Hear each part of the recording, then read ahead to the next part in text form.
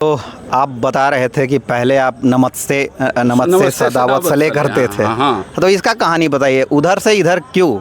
इसलिए उसकी शॉर्ट में बताते हैं, चर्चा तो विस्तृत होगी। हाँ। बचपन से हमने 2 नारा सीखा था। हाँ। पहला नारा था कि तेरा वैभव अमर रहे माँ, हम दिन 4 रहे न रहे।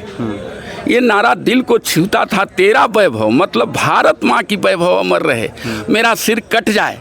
कितना सुंदर नारा है। कोई भी राष्ट्र भक्त भला इस नारे को क्यों नहीं एक्सेप्ट कर सकता है। और छोटा सा लड़का के दिमाग में ये बात आई।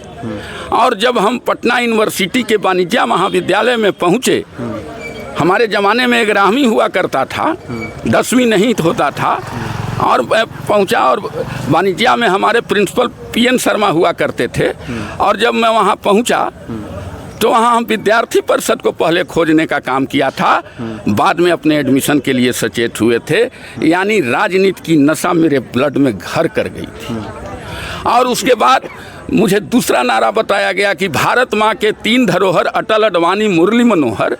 और हमारे आदरणीय प्रधानमंत्री जी ने, कुछ में कहना नहीं चाहते हैं, छोटी मुंह बड़ी बात होगी, लेकिन सच कहना अगर खुली बगावत है तो समझो हम भी बागी हैं।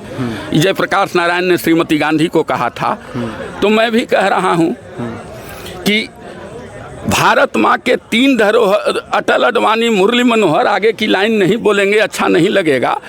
लेकिन हमारे वेटिंग प्रधानमंत्री जो आडवाणी जी हुआ करते थे, 3 धरोहर में एक थे। और प्रधानमंत्री की जब इन्होंने इच्छा व्यक्त की तो नकली भाजपाई जो पहले राइफल ढोने के काम करते थे, वो कारगिल चौक पर उन्होंने हवन किया। उसमें एक डॉक्टर सीपी ठाकुर भी आ गए थे, खैर अलग बात है। तो उन्होंने किया और उन्हीं के घर पर ढेला ढुकुर हुआ, आडवाणी जी के घर पर।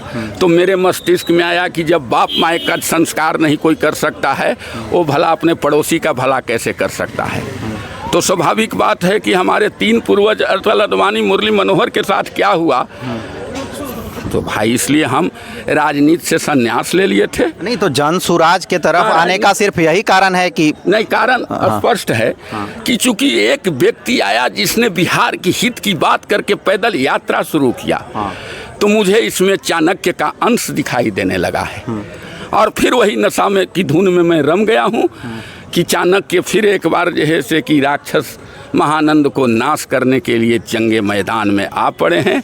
इसलिए हर जन सुराजी का तन मन धन जो है से कि एक सेनापति के तरह समर्पित है।